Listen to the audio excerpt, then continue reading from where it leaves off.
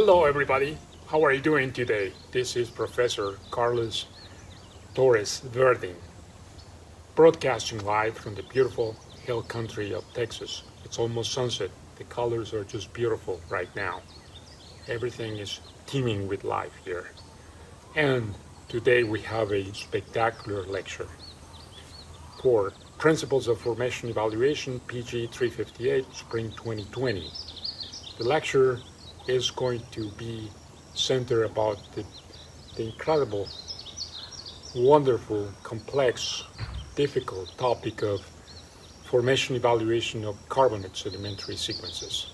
We are going to divide the lecture into three parts. Part one is going to talk about the genesis and diagenesis of carbonate rocks, how those principles relate or cause differences in the storage and fluid transfer properties of carbonate rocks compared to the ones we have studied for clastic rocks, 2 worlds apart.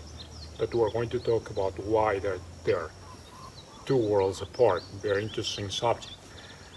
Then I'm going to introduce some outcrops around the world to show you the great variability that we have of carbonate properties and how those properties are going to impact, again, storage, transport properties of carbonate sedimentary sequences. Then I'm going to introduce some basic well logs, conventional well logs acquired across carbonate sedimentary sequences. Those are the gamma ray log, the resistivity logs, neutron density porosity logs, and the sonic logs. We're going to see how those conventional well logs sense the storage and transport properties of carbonate rocks, and also some of the elastic and mechanical properties. For instance, in the case of fractured rocks, I have a few examples around the world of well logs acquired under different conditions. Then part two is going to talk about the pore structure, how the genesis and diagenesis of carbonates can cause bimodality, trimodality, multimodality in the distributions of pore sizes and throat sizes of carbonates, and how those distributions affect the transport properties of rocks, of carbonate rocks. We're going to show some movies, X-ray movies that show very nice and great detail the differences between fluid transport in clastic rocks versus fluid transport in carbonate rocks. And then we are going to go to part three. And part three is going to talk about boutique well logs that are used for the assessment of carbonate sedimentary sequences. And those are the magnetic resonance log, advanced sonic logs. We are also going to talk about borehole resistivity images and ultrasonic resistivity images. I'm going to show you examples around the world of how these very high resolution logs are able to diagnose the great variability in fabric, in composition and genesis and diagenesis of these carbonates, and the effects that all of those properties have on the storage and transport properties of carbonate sedimentary sequences. We're also going to talk about the formation testing tool, which is designed to cover a section of the borehole and to inspect the permeability of the rocks around it, and is widely used in the context of carbonate rocks. So it's a three-part lecture. It's a very interesting lecture because it's very applied, lots of examples, lots of insights, and lots of very useful information that could be applied to various places around the world, including the Texas Hill Country. So let's go for it. Let's get organized. Let's enjoy it. Fasten your seat belts and let's do it.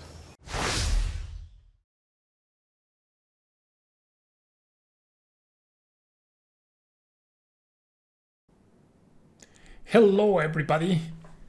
Here we are with part one of the Carbonate Petrophysics Formation Evaluation series. The objectives that you see here are all for the three components of the lectures.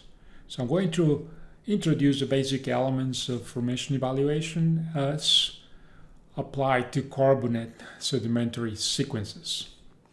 Then I'm going to talk about the general petrophysical and elastic or mechanical properties of carbonate rocks stemming from their genesis and diagenesis. And I'm going to talk about their differences with respect to those of clastic sedimentary sequences. We are going to examine many sets of conventional well logs acquired in carbonate sedimentary sequences around the world. Then we are going to describe the flow properties of carbonate rocks, including their very important multi-modality of pore throat size distributions. It's a very important component. In fact, part 2 of this three-part series lecture begins at number 4 here of the objectives. Then, after talking about all of these very important properties of pore and throat size distribution for carbonate rocks, especially compared to clastic sedimentary sequences, we are going to introduce some boutique advanced well logs, such as the magnetic resonance log, some advanced borehole acoustics, spectroscopy, some borehole images, be them borehole resistivity measurements or ultrasonic borehole measurements. And we're going to include some comments about how formation testers are used to assess the petrophysical properties of very complex carbonates, especially permeability, by doing pressure transient analysis. And as I indicated before, all of the elements of this three-part series are going to include a series of examples from carbonate sedimentary sequences around the world. It's very important to look at examples because carbonates, as you will see in a minute, are extremely variable. Their properties cannot be generalized. One of a kind doesn't exist, so we have to treat them on a case-by-case basis most of the time. So let's go and try to analyze some of those properties. I want to remind you that the lecture that I'm doing here is a summary of some of the specific lectures that I have posted on Canvas, which have to do with the geological model, outcrop analogs, borehole environment, principles and of interpretation of density logs, same with neutron logs. I also want to emphasize that several of the examples that I'm going to be showing in this video recorded lecture are contained in the compendium, either part 1 or part 2. And here I'm listing the page numbers that you want to access when you look at those. I'm also going to be looking at some of the Schlumberger interpretation charts. I introduced those charts in the previous lecture, and the textbook offers sections and chapters that include some of the elements and concepts that I'm going to be looking at here. And please don't forget that at the end of the compendium, I have a set of 2 examples with great detail of all the mechanics of analysis that we do for carbonate sedimentary sequences from A to Z. So please consult them if in case you have questions. They're very, very good examples. Okay, so here is part 1, and part 1 is an introduction to the concepts.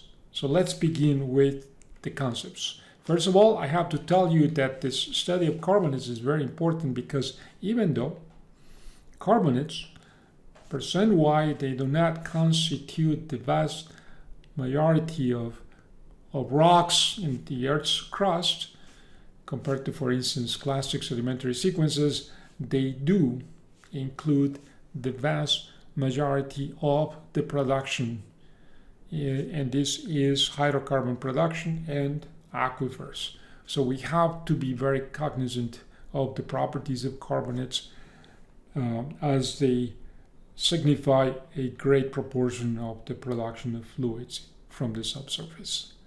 And so far we have talked about the world of clastic rocks. And I have mentioned that clastic rocks are one general way to express them is to consider them as grain packs. Grain packs that have been cemented, compacted, and so forth, so on. So once we understand their properties, we can, in many cases, generalize the prediction of properties, storage and flow properties, and even mechanical properties. Of course, there are some variations, but for instance, we have covered the cases where you have shale in the rock, be it by disperse modality, that's grain coating clay, or by laminated shell, or even by structural shell. So all of those modalities are going to have an impact on the storage, transport properties of the rock, and also on the mechanical elastic properties of rocks. But what I want to say is that the mechanics that makes these rocks, the way in which they are put together as a grain pack, cemented in place, and so forth, so on, are general procedures that can give us a very well-established way to predict their properties. For instance, here is a plot of some of the parameterizations that we often use in clastic sedimentary rocks. Here we have a thin section indicating with epoxy some of the grain size distributions, some of the grain shapes, the variability of grain shapes, and so forth, so on. So based on those, we can not easily but readily calculate the properties, porosity, permeability, even capillary pressure, relative permeability, even elastic mechanical properties. In fact, one of the most important things about these structures is that if one looks at, for instance, Archie's parameters, and here on the y-axis I have represented the formation resistivity factor, and on the x-axis I have porosity, both of them plotted in log scale. Often Archie's equation predict that there be a linear relationship between log of porosity and log of formation factor.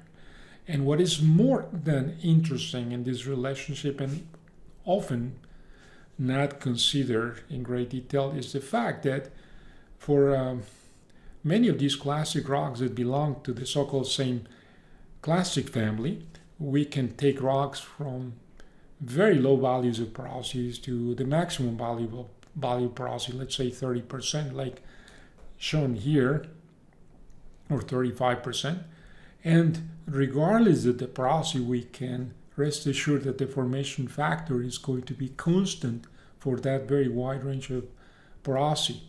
Similarly to what we have for permeability, when we want to express permeability as a function of log of porosity or any other relationships that we had, especially when we predict permeability with core data or with well logs, we can implement parameterizations that are very, very constant for a rock class over a very wide porosity range. So that's the reason why they're relatively easy to represent. I'm talking about clastic sedimentary sequences. But I want to tell you, tell the story that in carbonates, we don't have this situation, unfortunately, that first of all, we have to very clearly specify classes of carbonates. We have to separate the classes, and then we have to apply different procedures for the different classes. And even with a given class, even when we do this rock classification, we cannot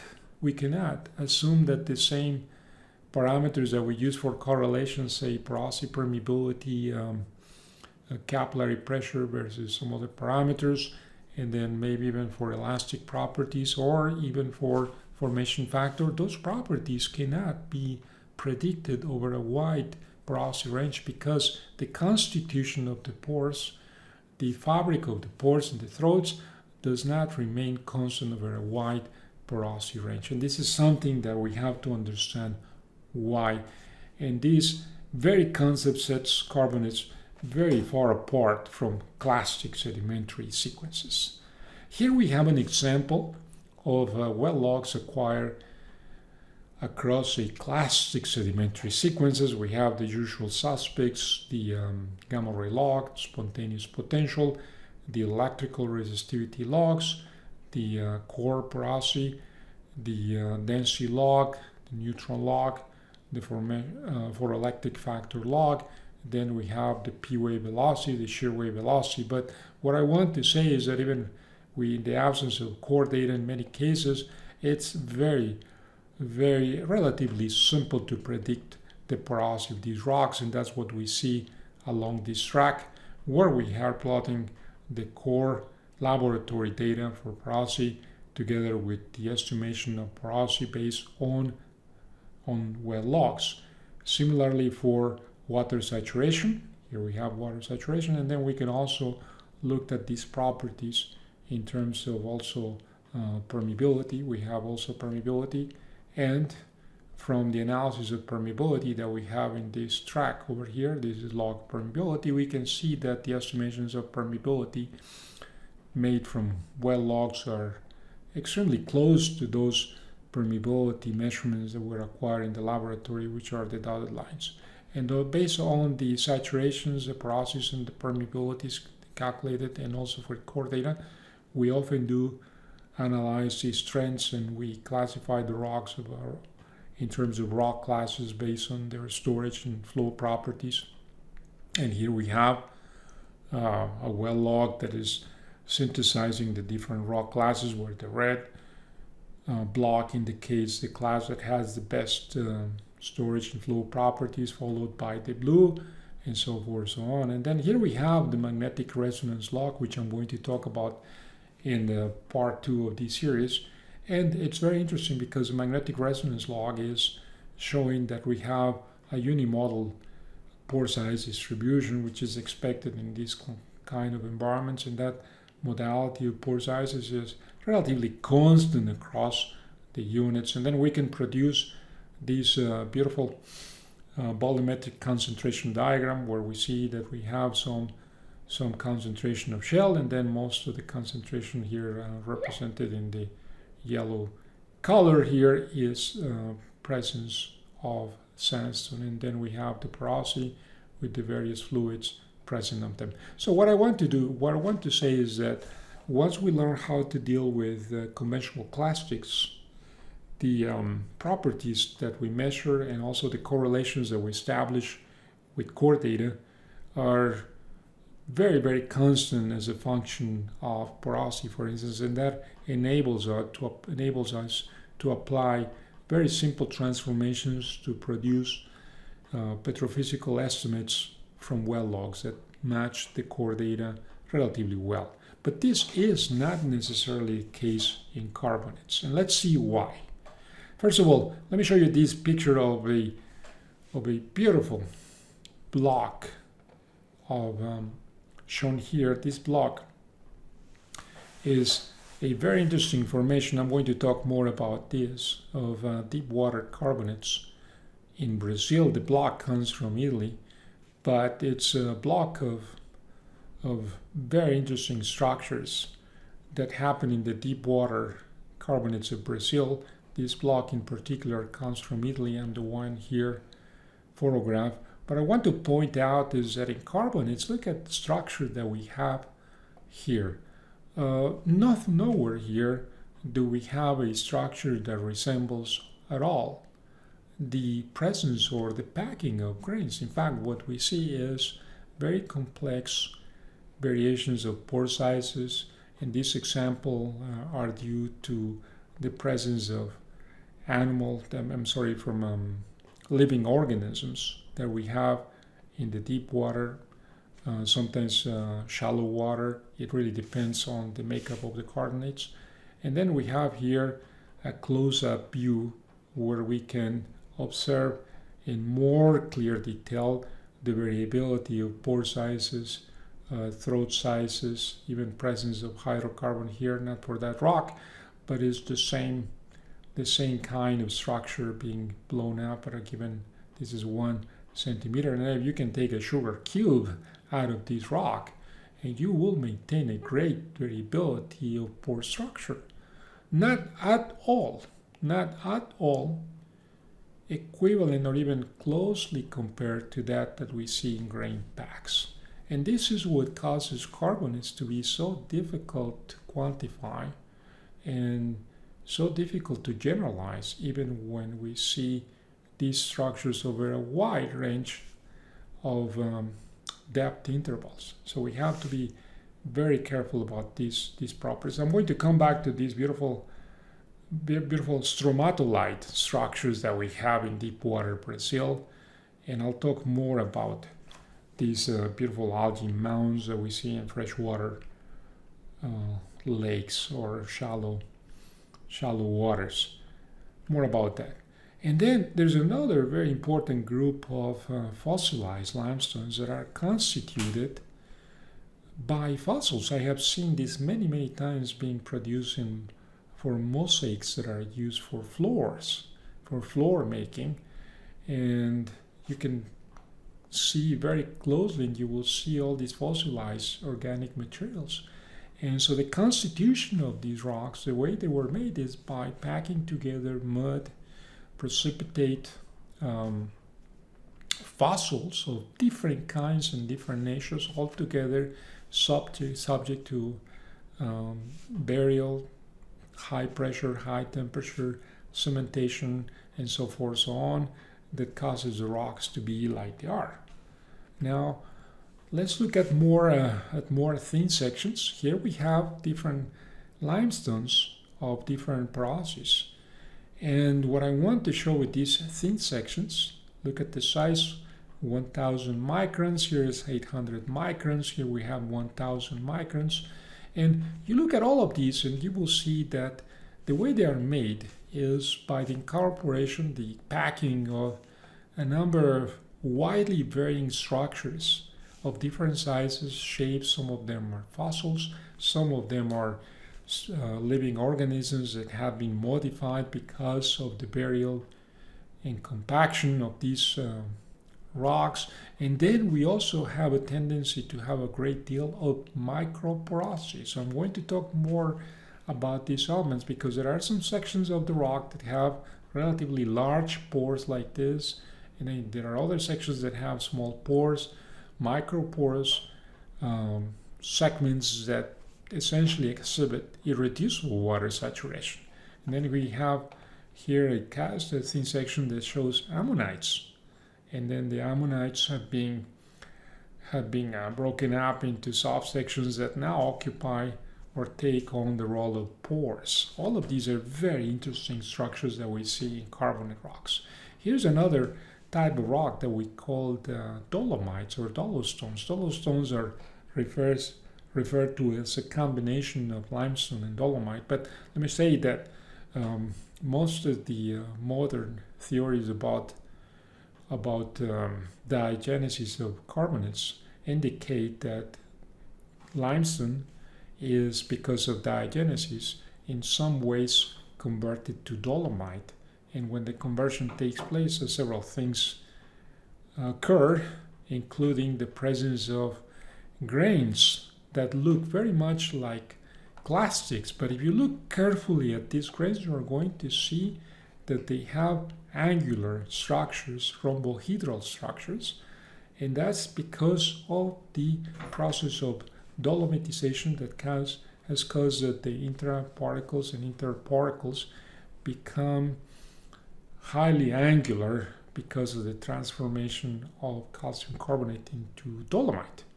And these rocks actually represent a big component of the permeable carbonates that we see around the world. Look at this, porosity 16%. Here we have a 24% porosity. Here we have 9%. Of course, we can also have a wide variability of pore sizes in these types of structures. And here's another mosaic. This photograph I took from one of the facades of one of the buildings around the University of Texas at Austin. And what you see here, this is my pen as for scale, you see a lot of molded porosity.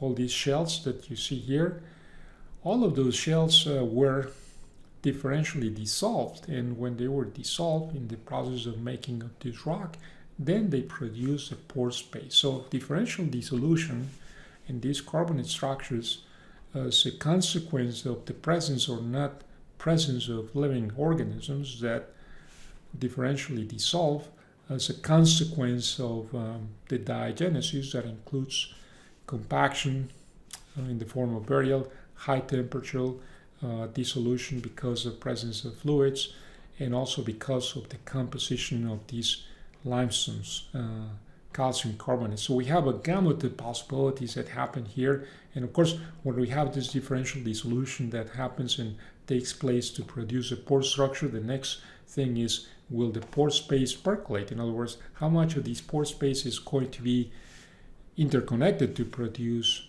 or improve the transport properties of this rock, the fluid transport properties of this rock. So we have a number of diagenetic effects that fall upon this rock that have to do with differential dissolution, precipitation, cementation, recrystallization, dolomitization, a gamut of possibilities. Now, let's look closely at some of these rocks that have the effect of living organisms. For instance, here we have, in this beautiful carbonate rock, we have the presence of mud, and we also carbonate mud that has been modified, and the colors are also an indication of the dominant minerals that we have here, also a consequence of the original deposition and precipitation environment and diagenesis. But these shell organisms, you can see that are very large, and also they decompose and they produce pore space and even permeability. So the way in which the pore space now is not conditioned by the packing of grains, it's conditioned by whatever is left from these living organisms. And here on the other side, we have a beautiful mark of bioturbation, which is when we have living organisms that are moving through the mud, they're causing these tunnel-like structures that eventually connect pores and also produce significant permeability in some of the rocks. So you see the action of the living organisms, the way they decompose, is also has an effect on the storage and fluid transport properties of these rocks. And also, I often use this graph to illustrate the volume of investigation of the different well logs, but now I'm showing it to you because this is a highly laminated carbonate rock that comes from deep water Brazil. And the reason why I'm showing you is that we have a lot of cycles and laminations in these rocks, very micro cycles, I would say, that the different cycles are going to have different process and permeabilities. In fact, you can see how the ones that are stained with dark colors are the ones that are bearing hydrocarbons. Those are the ones that have relatively good porosity and good permeability. So we can also have these kinds of structures in carbonates. And here's another example. This is an example. It's an outcrop here in Austin, Texas, of the Edwards group. If you recall, we have the Edwards aquifer, and we have a sequence of carbonate formations that bear the Edwards aquifer. In fact, if you know, Barton Springs here in Austin, a very pristine source of water is formed in the Edwards aquifer because of karstic features. But what I want to show you with this outcrop that I took not far away from my home is the fact that when you look at these outcrops, you have cycles of rocks. Some of these rocks are very dense, no porosity, but then you look at other cycles that begin to have porosity, and then other cycles that have some cyclicity or repetition, if you will, that have different properties as they are deposited and also as they are subject to diagenesis.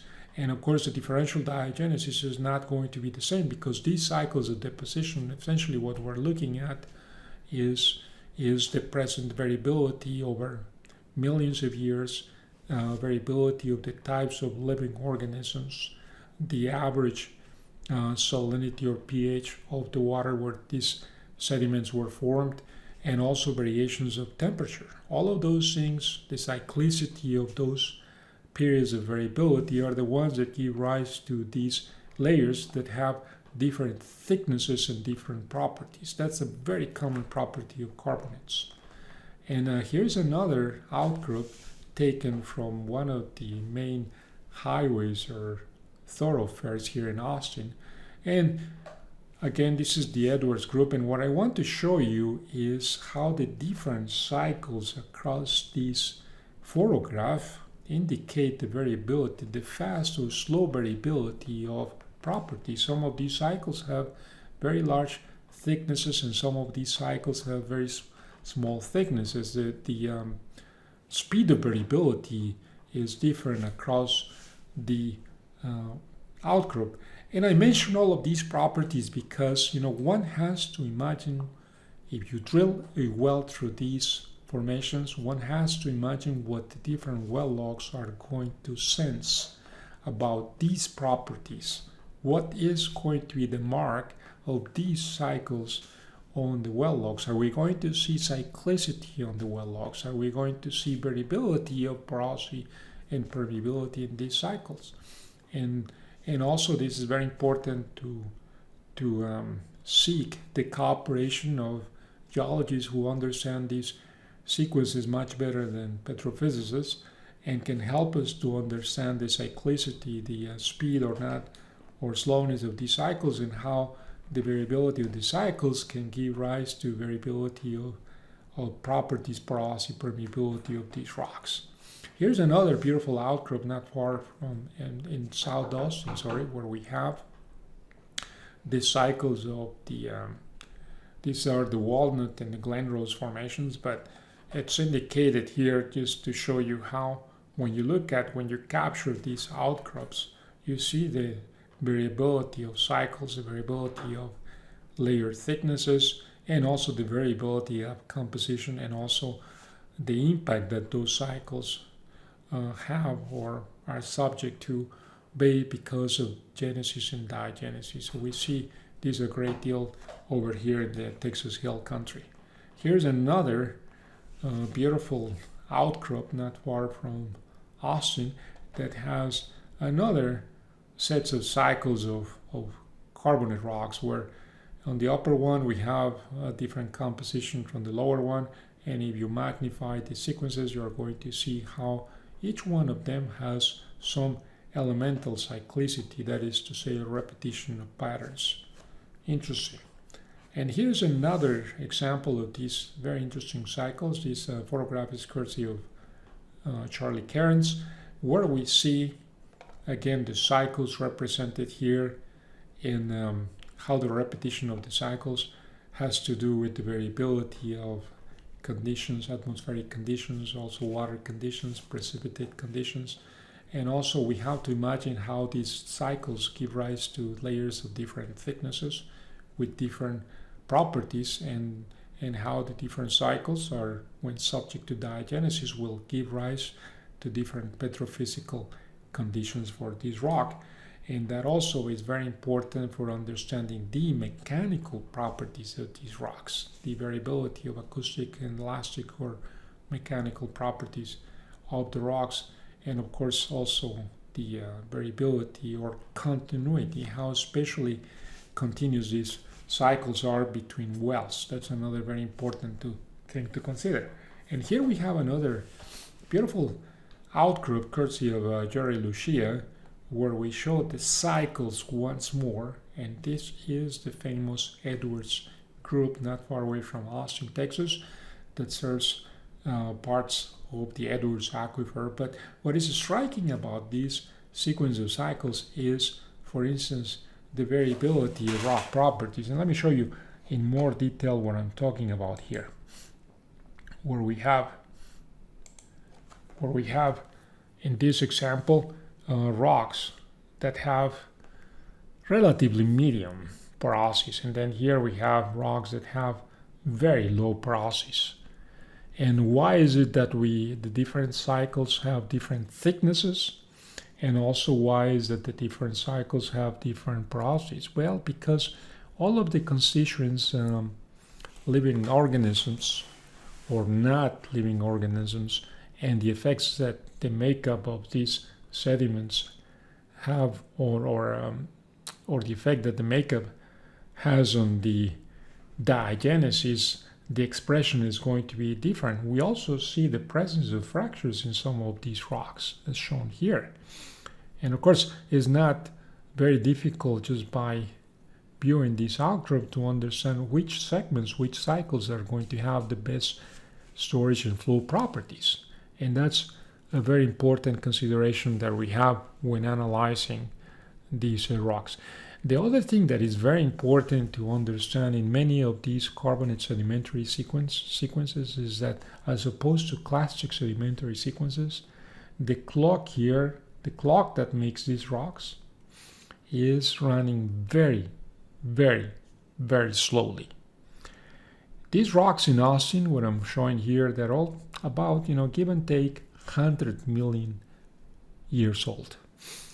And it's important to understand that, because when you look at 1 inch of this sediment, we are not talking making 1 inch of this sediment in any short period of time. We're essentially looking at thousands of years represented in 1 inch of sediment. So things are moving very, very slowly here when these rocks are made, and that is the reason why the conditions are relatively stable over those long cycles, as opposed to, for instance, the cycles that we see in clastic sedimentary sequences. So please take that into account when we analyze these types of rocks. Here's another photograph. This one I took from Mexico. This is very close to the Gulf Coast in Mexico. It is one of the structures that we see in carbonates. Mexico is very prolific in carbonates, and we see a great variability of carbonates, the layering, the cycles, but we also see a widespread presence of fractures that run perpendicular to the bedding plane.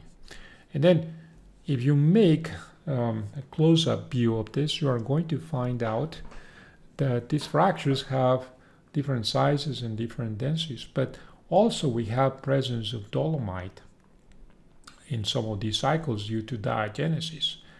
And also in some of these structures we even have presence of shell because of recombining of clastic sediments with carbonate sediments. So we have a whole gamut of possibilities here, and in some places of Mexico actually these structures produce from the fractures, and the fractures represent a very important vehicle for fluid transport. So in some rocks, some carbonate rocks, we can have primary porosity represented by the porosity of the matrix itself, and also secondary porosity represented by the fractures themselves. So that could be the primary and secondary. And because of that, it's almost like having two highways, one fast highway and one small highway, but these bimodalities of fluid transport and storage are very important to consider in carbonates. Here's a beautiful photograph of Austin chalk, where things are a little bit more constant, but we can still recognize these cycles that we have in the formation of these carbonate sedimentary sequences, the hiatus and the constancy of these cycles that take place over very long periods of time. Again, I want to re-emphasize the fact that when you look at the carbonate rocks, we're looking at a clock of sedimentation that goes very, very, very slowly. So the conditions can be very constant or variable over long periods of time. And here's another beautiful photograph that shows how tectonic stresses also affect the variability of petrophysical properties of carbonates, presence or not presence of fractures. This one is a nice photograph that happens just north of Mexico City. Not far from here, we have a lot of mining activity. Here's another one close to that region where we can see the variability with the effect that tectonic forces can have on the continuity, the dip and azimuth of these formations. So, and also look at the presence of fractures everywhere when the rocks are subject to significant stresses like the ones that gave rise to these rocks. And here's another set of photographs taken from the Sierra Madre Oriental in Mexico. It's a fantastic landscape for carbonates if you ever have a chance to go there. But I'm showing them because of the effect that they have, the effect that tectonic deformation has on the distribution of the carbonates, and therefore on the distribution of petrophysical properties when these rocks become producers, either aquifers or hydrocarbons, because of fractures and the like. And here is another set of faulted carbonates. This is north of Mexico City, where we can see the variability of fractures. The reason why carbonates are so spectacular when they exhibit anticlines or even fractures is because of their variability of mechanical properties, happen to do with those cycles that I was talking about, and the variability of intrinsic mechanical properties of the cycles when they don't have water present in their pore space. For instance, we have variability in their mechanical properties, and when they're subject to stresses of all different kinds, they break in very interesting ways and very exotic ways, I would say. And here is another set of very important carbonate rocks that happen to exist and take place because of evaporation. All these halite and hydrite, gypsum, salts, these are all rocks that we lump into the classification of evaporite rocks. And we can see many of them. In fact, many of these evaporite rocks in carbonate sedimentary sequences, they serve as pressure seals. And here's a picture from the Guadalupe Mountains here in Texas, where we can see the incredible laminations of anhydrite, one common situation that we see in West Texas. And so how are carbonates made? Well, carbonates originate because of the action of the sea. And the sea action and the making of rocks varies a lot depending on how close these carbonates in the sea are to the shoreline, and the interactions that we have between the shoreline and the sea, the depth of the sea, the presence or not presence of living organisms, the kinds of organisms. So we have a great variability of all of these possibilities. I'm showing you some photographs not far from here in the Gulf of Mexico in the Atlantic. This one is from the Bahamas, and this is an atoll or 3 atolls from Bora Bora.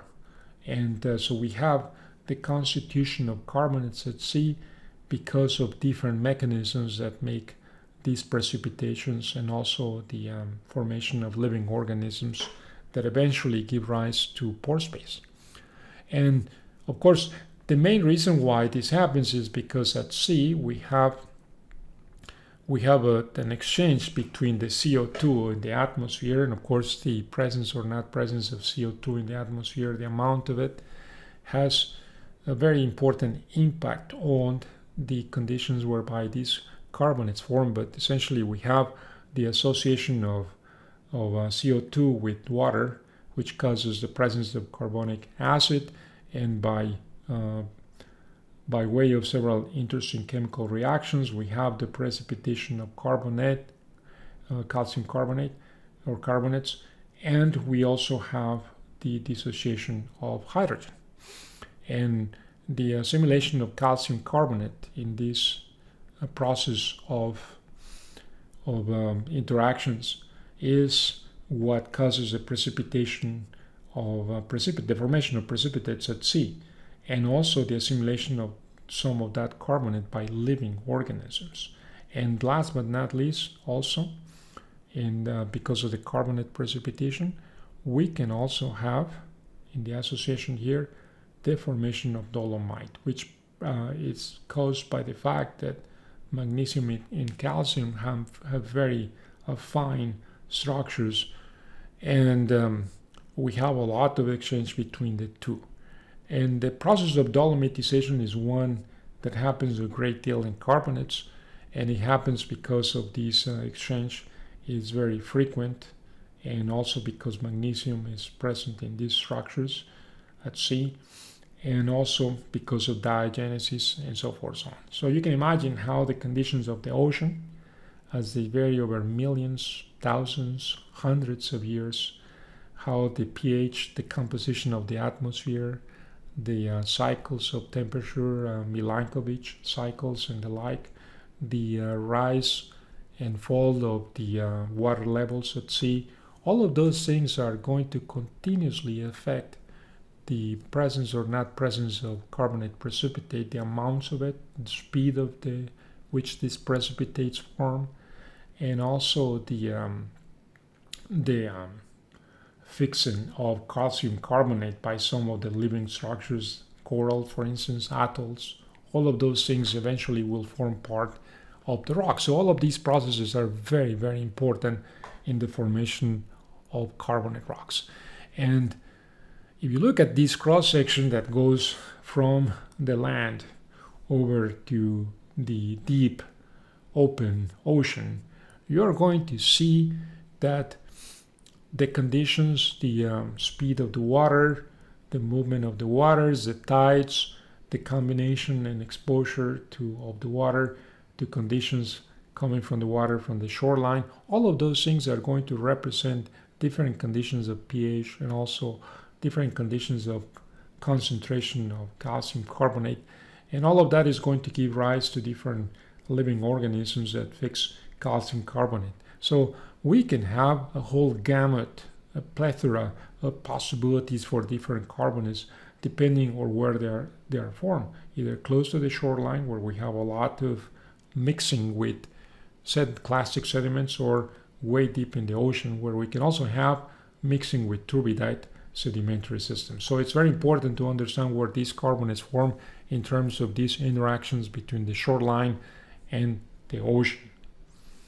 And second of all, when these carbonates are formed and they are buried, they are immediately subject to compaction.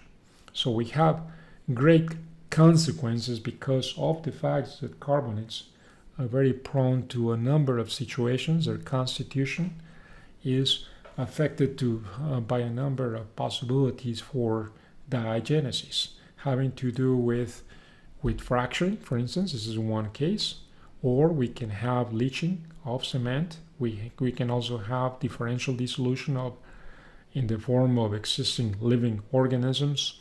We can also have cementation, and we can also have recrystallization and more dissolution due to percolation. All of these things are common as we increase the compaction rate. Sometimes we decrease, of course, the tendency is to decrease porosity and also decrease permeability, but when you have differential dissolution, you can actually reverse the process and increase the porosity and increase the permeability. That's the reason why these cycles are so extreme in the presence of carbonates. Here's an example of moldic porosity. It's a thin section. Please look at the size, 100 micrometers here. We can see bugs or pores of different sizes. Look at the shapes. All of these are caused by the relics of previous living organisms that they dissolve in differential ways. And the second point that I want to emphasize is that we also have a great deal of microporosity here. And now, what happens is you subject these to more and more differential dissolution and diagenesis. Well, fluids begin to percolate, and then you can also have the precipitation, the crystallization of different minerals. We can have more calcite, dolomite, aragonite, several types of minerals that are very common that are going to modify. That's the important thing. Look at the size here is 10 microns. They're going to modify the roughness of the pore space. And then, for instance, when you have calcite crystals on the surface of these structures, well, you can imagine how because of the crystallization itself, the surface is going to be very rough. And some of these, in these calcite crystals, by the way, they exhibit a positive electric charge as opposed to what we saw with clay minerals that we have in clastic sedimentary sequence. All in all, consequently, when you look at rocks that are carbonates, you find all kinds of possibilities, primary porosity. Then you also have small openings, some of them connected, some of them not, some larger than others, and also recrystallize. And also we have fractures. So once you open pore space, and the pore space serves as for percolation, we can have the acceleration of these processes that precipitate or recrystallize and also dissolve differentially. And as a consequence, when we look at a carbonate rock like this, we're seeing the combined effects of genesis and diagenesis, differential dissolution, and all of those things. And of course, what happens now is that we have, as an end product, is a rock that has a wide distribution of pore sizes and throat sizes. And because of that, it has very differential ways in which the rock stores fluids, and also very differential ways in which the rock transport fluids when subject to a pressure gradient. And all in all, I hope I convinced you that the world, the universe of carbonates, is very complex because of genesis, diagenesis, differential dissolution, recrystallization, tectonic forces, presence or not presence of fractures. So it's really hard to generalize the transport properties of these carbonates. In fact, it doesn't suffice to look at these rocks from the viewpoint of just small sugar cubes of quartz, because some of the features that we see in these carbonates, for instance, fractures like this one, can only be seen at certain scales. So we're looking at the effects of storage and transfer at vastly different scales. And that's one of the reasons why it's very hard to generalize the properties. In fact, one of the things that I'm going to talk about here is that if you were to plot construct the plot between porosity or log of porosity on the x-axis and log of formation factor for Arch's equation, you're going to see that yes, over a very short range of porosity, that relationship perhaps is going to be linear. But over a very short range of porosity, you cannot generalize the same formation factor over a wide range of porosity as we were able to do it in the case of clastic sedimentary sequences. And part of the reason why this is important, the impact that genesis and diagenesis, the two processes have on petrophysical properties, it has to do with the origin of the rock. So several very bright, creative, and motivated people have worked on classifications of carbonates. And some of these classifications are very pertinent from the geological point of view, but some are not so pertinent from the petrophysical point of view. One of the technical difficulties of linking carbonate classification as proposed by geologists is that these carbonate classifications are very good from the viewpoint of genesis, but they're not necessarily the best classifications from the viewpoint of, let's say, storage and fluid transfer properties of rocks, or even for elastic, acoustic, or mechanical properties of rocks. But I'm going to mention some of them.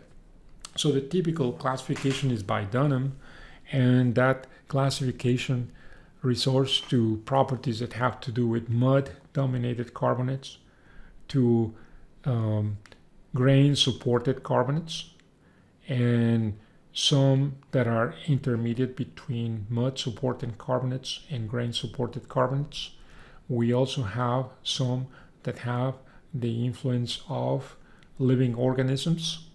We also have some that are extremely influenced by the presence of dolomite because of the genesis of dolomite, the diagenesis, essentially. So this classification is very interesting because it does produce differences between the different types of mud and particles, intraparticle, and so forth, so on.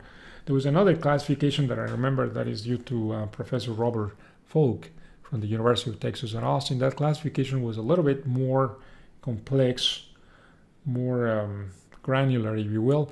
But in my opinion, that classification was more direct, provided a closer link to the corresponding petrophysical properties. But that's something that we can discuss with experts in carbonates or different lecture. But I want to propose that also the properties and the way in which these rocks are made also has important effects on microporosity. And microporosity is it's always present in carbonate rocks in one way or another. Now, here's another slide that I borrowed from my colleague Jerry Lucia. And so Jerry has been modifying some of these classifications based on Dunham to better assist in the construction of this concept of fabric and how the petrophysical properties of carbonate rocks are directly related to the fabric of these carbonates. And in so doing, he proposes again how to use grainstones that are formed by these precipitates in the form of small particles, like in case of oolites, or packed stones that have the presence of mud, and how the variability of this interparticle porosity is affected by diagenesis to generate, for instance, crystalline particles, such as in the case of dolomite, and also how in packed stones and wax stones, where we also have some articulation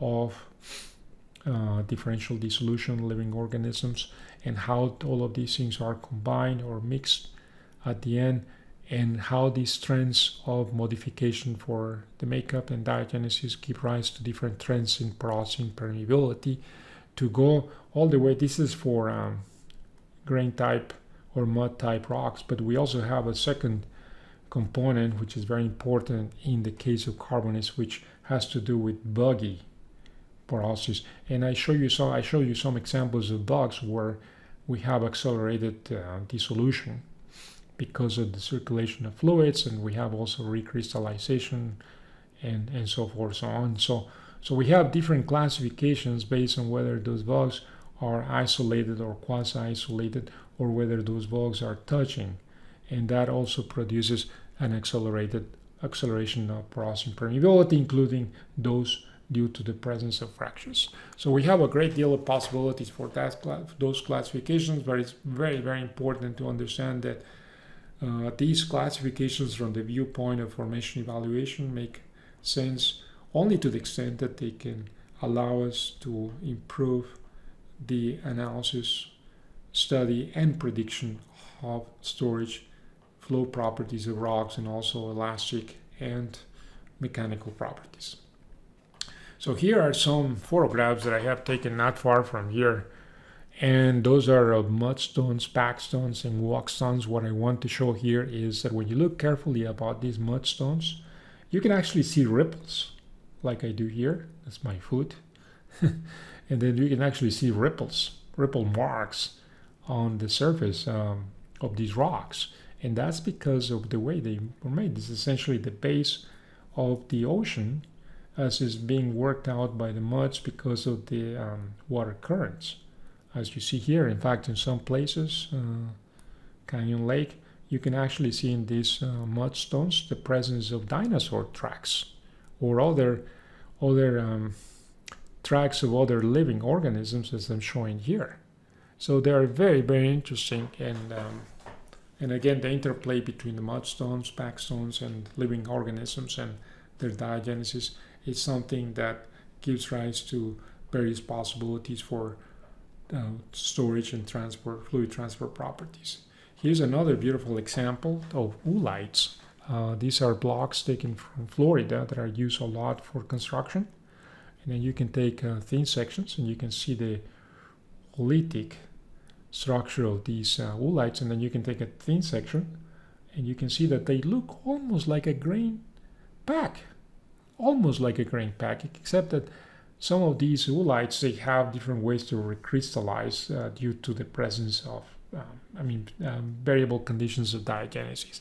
So even though they are very similar to packs of grains, they also have different roughnesses because of the recrystallization. I've seen cases where we have calcite, aragonite, and so forth, and so on. But this is also a very interesting example of a type of carbonate rock. So now that I have talked about the ways in which carbonates are made and how different the makeup of carbonates is from the viewpoints of diagenesis and from genesis and diagenesis with respect to the properties that we have for clastic rocks, let's now examine how the different logs are going to sense those conditions. And of course, let me introduce first conventional open hole wireline logs. I'm going to walk you through a few examples. Bear with me. And a subsequent presentation, that will be parts 2 and 3. In those presentations, I'm going to show you some more boutique advanced well logs, such as magnetic resonance borehole images, that are going to give us more resolution, more information about the granular properties of the pore space and the fabric of these rocks. But please remember that these conventional logs, they have their own volume of investigation. So we are going to be looking at carbonate rocks that have great variability, as I indicated before, with the volume of investigation that is probably larger than some of these features. And it's very important to compare these results or the analysis that is performed with conventional well logs with core data so that we can reconcile the differences in scale. So here's the thing, just to remind you, we have a gamut of possibilities, a plethora of possibilities for conducting well logs. And essentially what we're doing is we're exciting different physical properties on the rocks: acoustic, electromagnetic, electric, dielectric, nuclear properties, magnetic resonance properties, elastic properties, all kinds of properties on the side. You name the kind of physics that you want to use. Essentially, we shine that kind of physics into the rocks, and then we see how the rocks respond to the shining of that physical property, if you will. And then based on the differences between input and output, and also based on the contrasts in physical properties that we have in the rock, by combining all of those physical properties of responses, we can indicate, we can infer, we can extrapolate, estimate, that's what I wanted to say, estimate these properties of rocks, be them physical properties or storage flow properties, elastic properties, geomechanical properties. So for that, we make sure we use not only the different kinds of physics, but we make use of the contrast of physical properties, let's say between solid properties or between solid and fluid properties. And sometimes we can also understand the connectivity of the pore space and the different fluids that we have there. So that's what we use. Here, let me give you an example. Let's begin first by showing you. This is a very interesting thing. Let me show you first how, if you put side by side a carbonate sedimentary sequence and a clastic sedimentary sequence side by side, and you go through with the same borehole logging tools, the same instruments, how are the well logs going to sense the difference in property? So here we have an outcrop as an example, where we have a carbonate sequence at the top, and then we have a clastic sequence at the bottom. So let's look at some logs. It's not the same outcrop, but similar, and let's see how the different conventional well logs are going to sense the differences in properties. So here's an example. This is from the Permian Basin, West Texas. And so here we have a nonconformity. The upper part has carbonate rocks, and the lower part has clastic rocks. And here we have the gamma ray log, spontaneous potential log, caliper. We have the different resistivity logs, induction resistivity logs that are the one of them, as a matter of fact, is lateral log. The other ones are deep induction and shallow induction. Then we have the density log, and we also have the photoelectric factor log. And here we have our friend, the sonic log. And please look at something very interesting. Some of these logs, let me just show you a couple of them. The sonic log here in the carbonates, is showing very fast times of flight, very fast times of acoustic flight, whereas when you go to the clastic sequence, the times of flight increase. Wow, first thing. Second point, look at the electrical resistivities in the upper carbonate sequence, on average, much larger than the electrical resistivities in the clastic sequence. That's something that we have seen over and over. And why do we have this? Well, let me just do a close-up view of this. So when I enlarge the view over there, again, this is the unconformity. The upper part has the carbonate rocks and the lower part has the clastic rocks. So the first thing we see is, as I indicated, is in the carbonate rocks, the values of electrical resistivity tend to be extremely high. And please note that the scale here is logarithmic. So we have at least an order of magnitude larger values of resistivity that we have in the clastic sedimentary sequence. Of course, we know that the upper part is a carbonate sequence because of the values of photoelectric factor compared to the values of photoelectric factor below.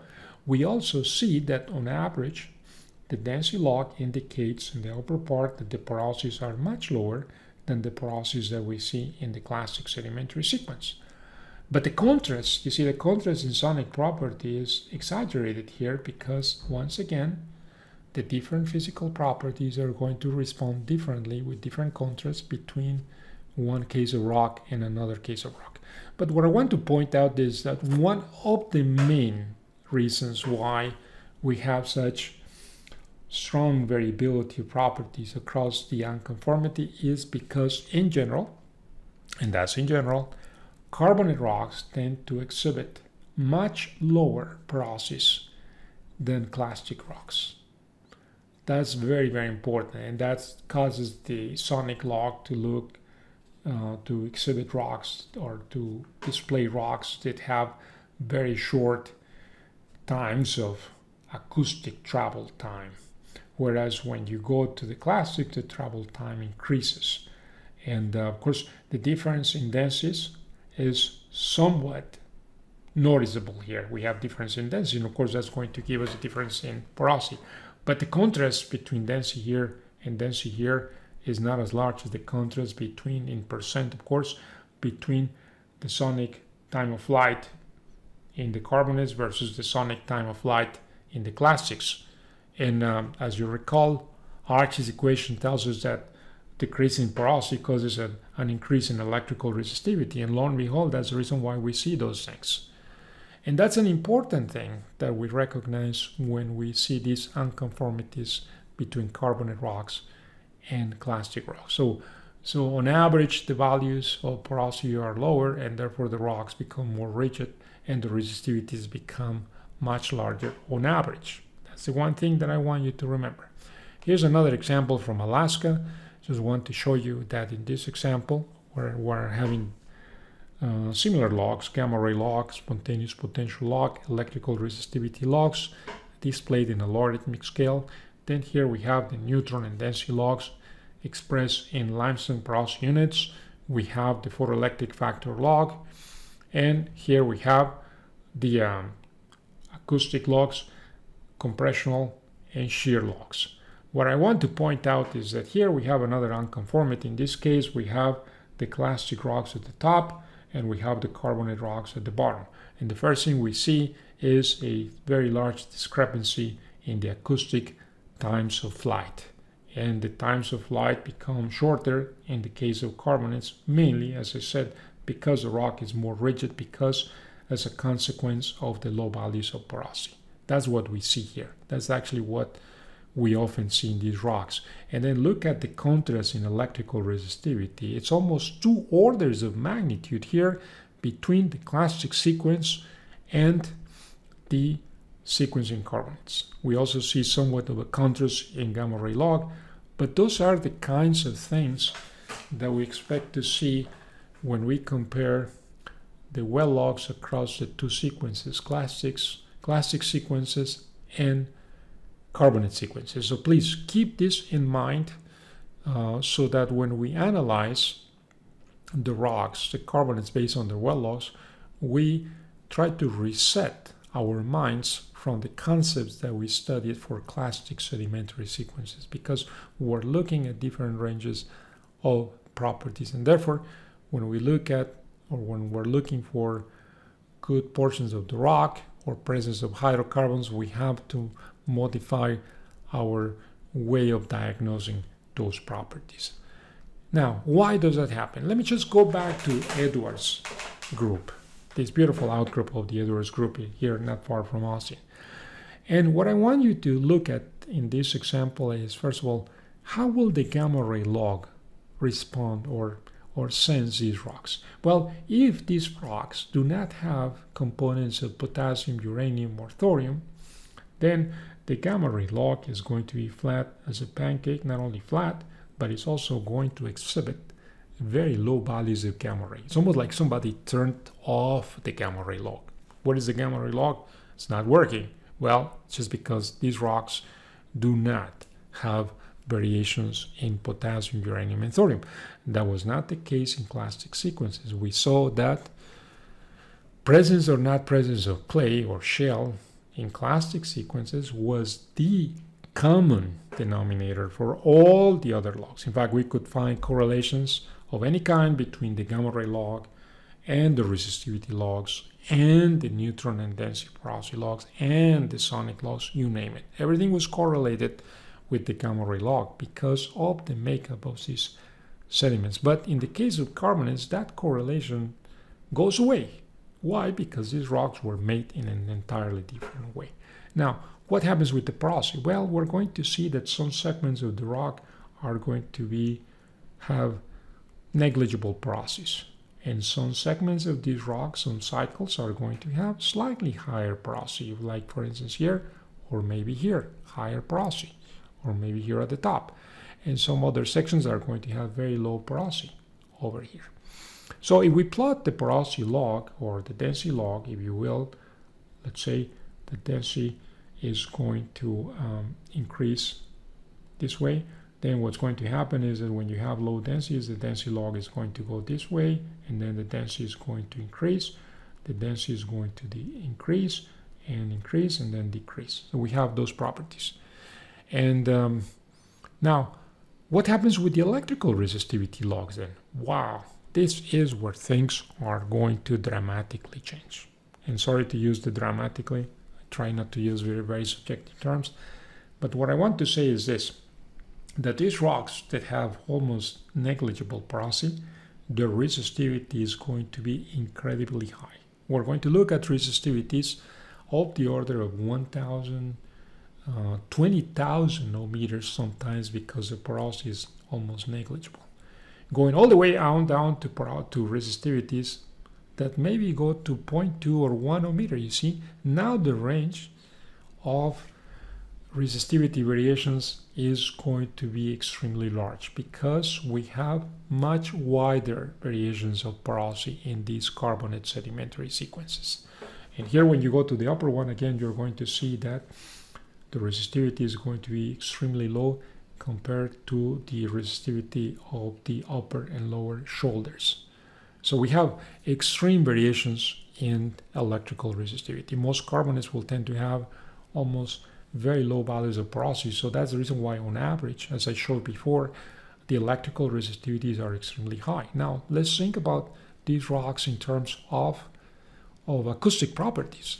And once again, the more rigid the rock is, the faster the P-wave velocity, the P-wave velocity, the P-wave propagation is going to be, and also the shear wave propagation compared to the velocity of propagation or the time of flight in the porous and permeable rocks. So once again, we're going to have extreme variations of the acoustic properties because of the fact that on average these rocks tend to be extremely rigid, very low porosity. And then when we see good segments of high porosity, then what we're going to see is that relatively low values of resistivity and relatively longer times of acoustic flight of P-wave velocities.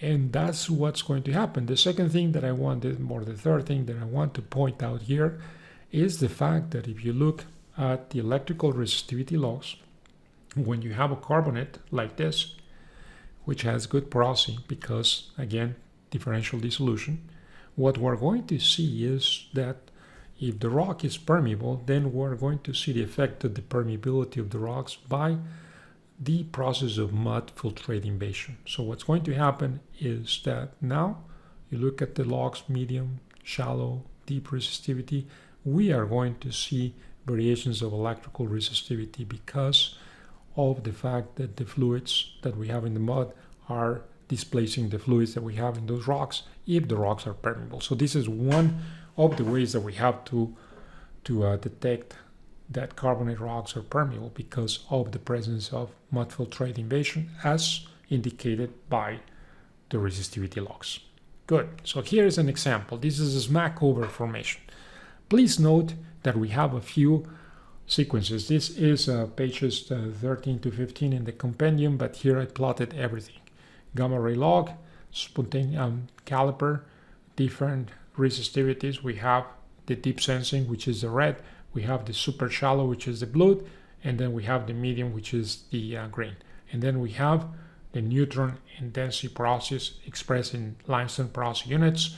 And here we have the sonic log, microseconds per foot, where the number of the time of light increases to the left.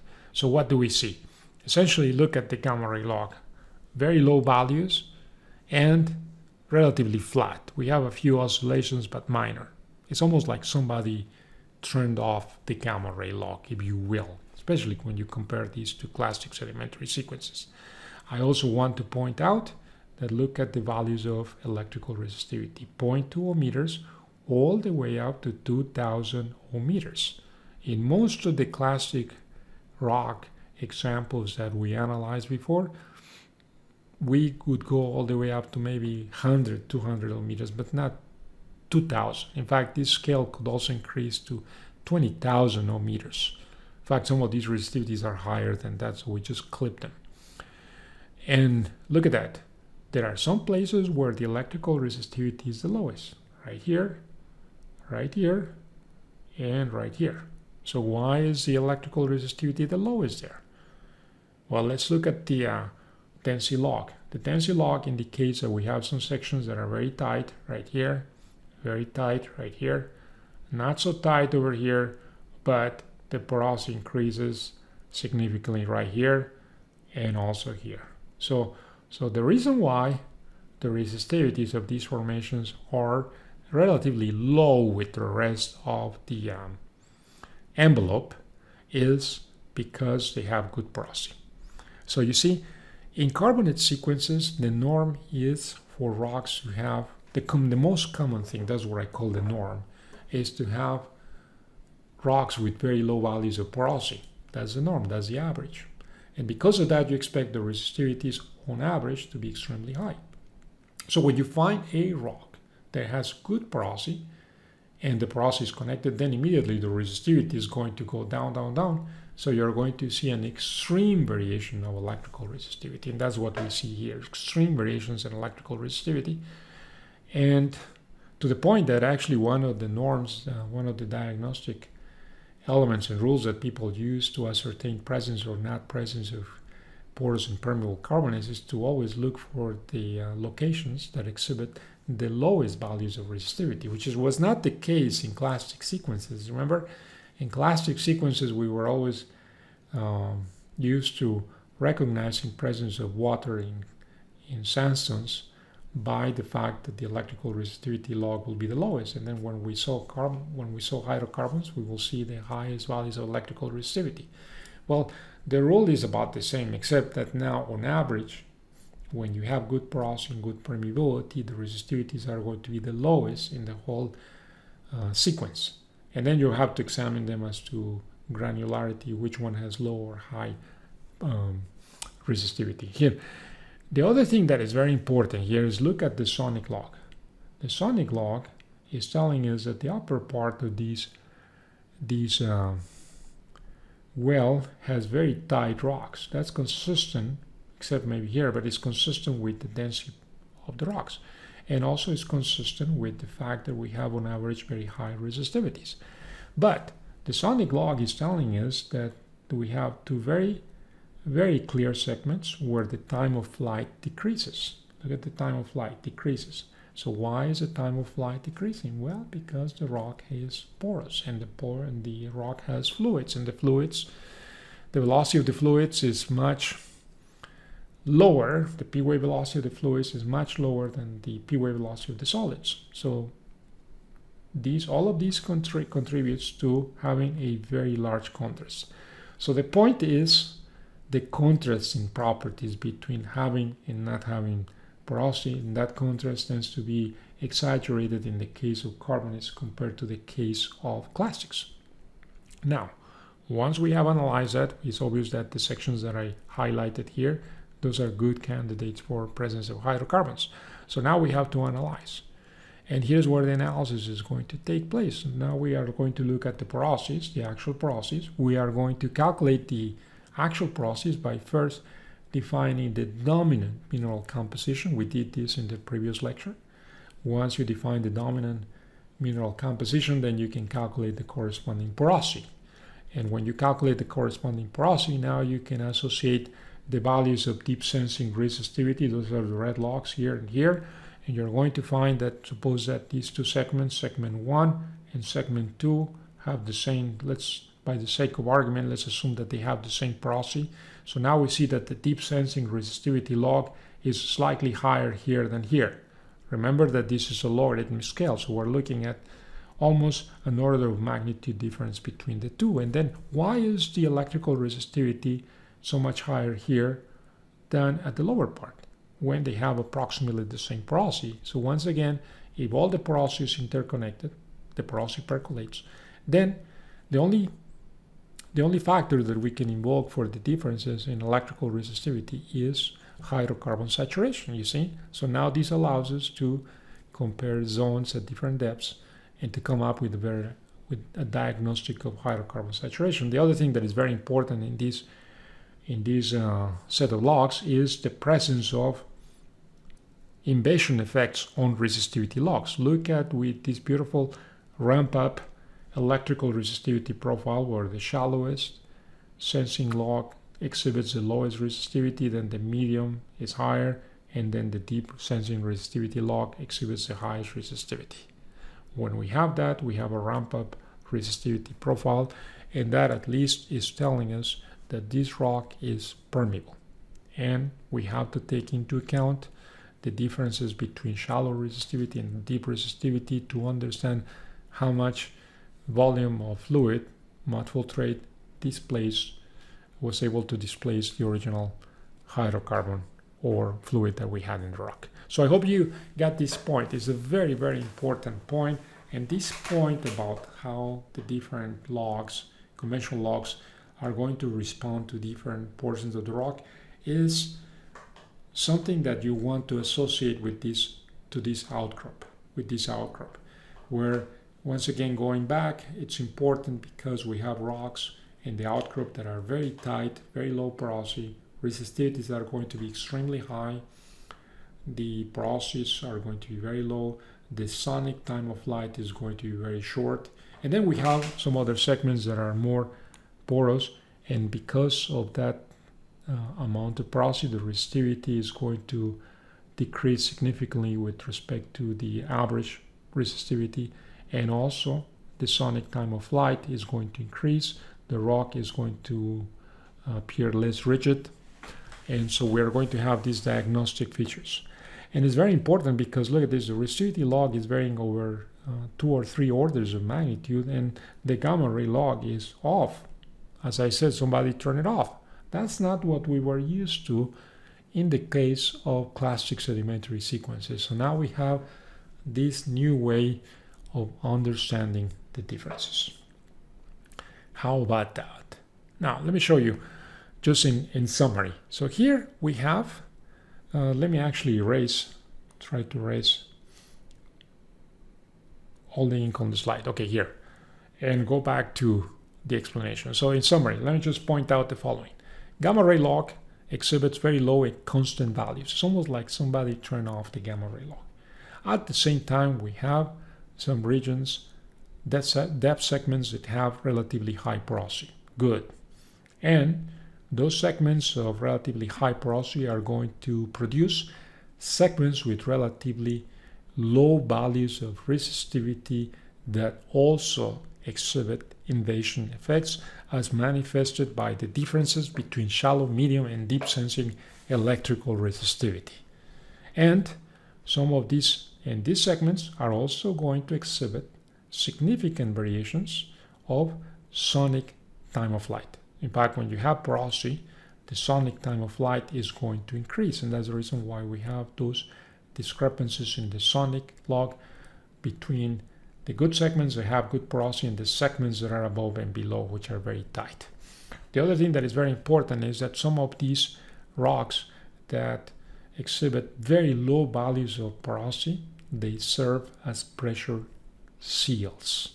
And we're going to see some outcrops with this behavior very soon.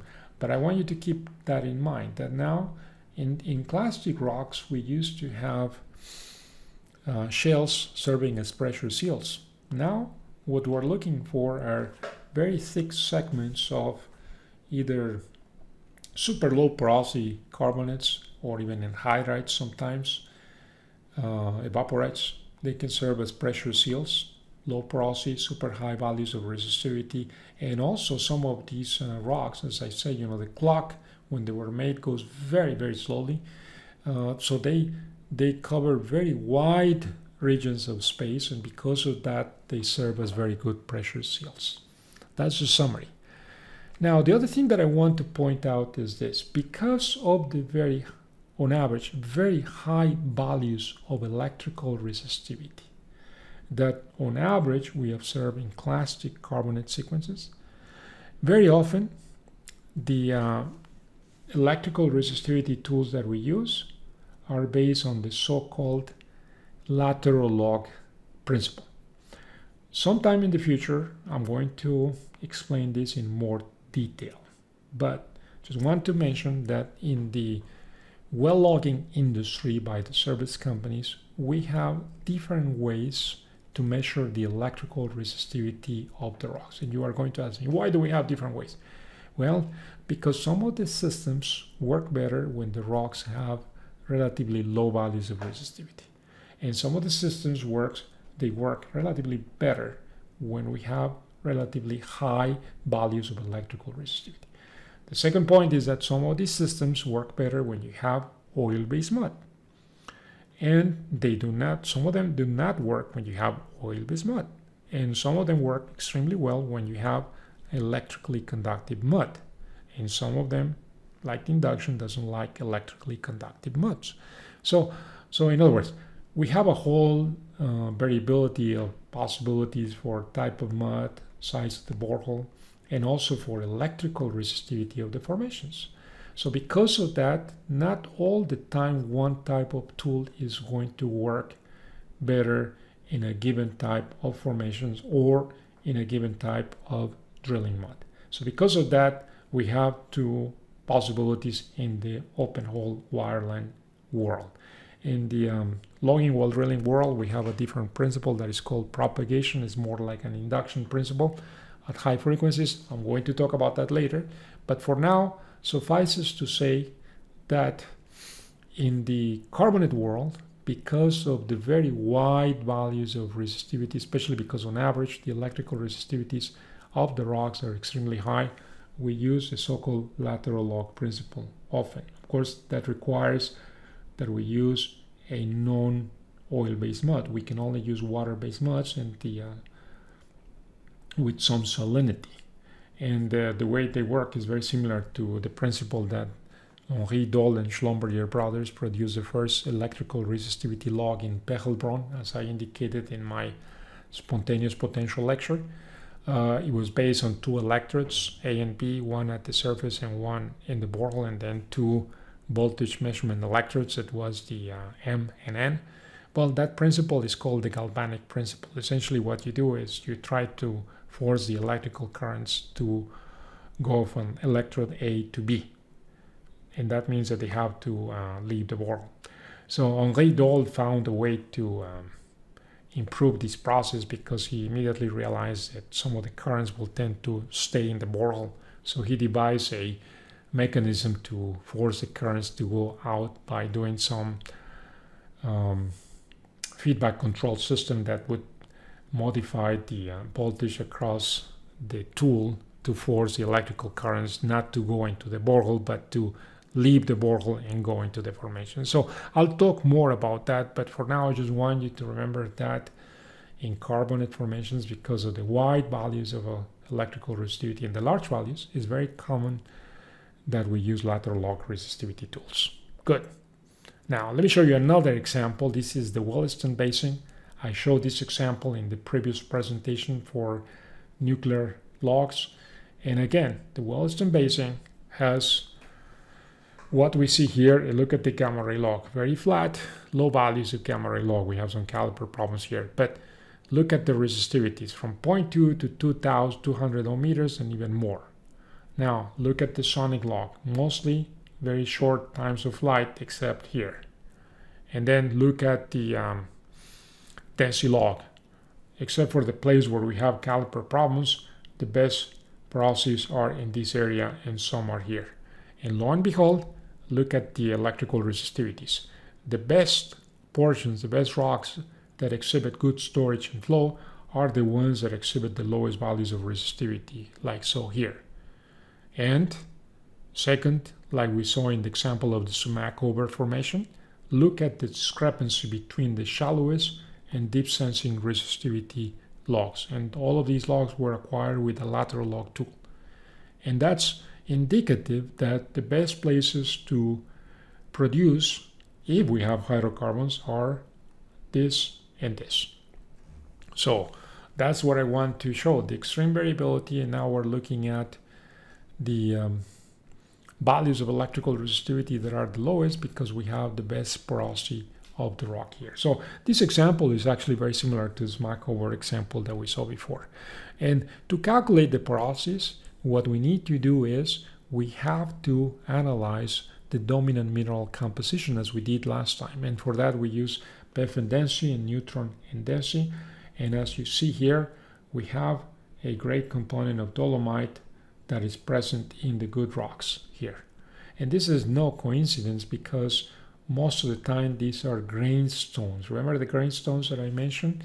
These structures that have these crystalline dolomite particles, crystalline dolomites, and because of diagenesis. So dolomite comes here as a consequence of diagenesis. There are some hypotheses and theories about why when you have grainstones with a significant component of dolomite, the rock has very good porosity and good permeability because of the replacement of calcium by magnesium, and that opens porosity space. We can talk about that in more detail later. That will probably occupy several lectures, and it's not my specialty, but I'm just repeating a lot of words. I hope you appreciate that.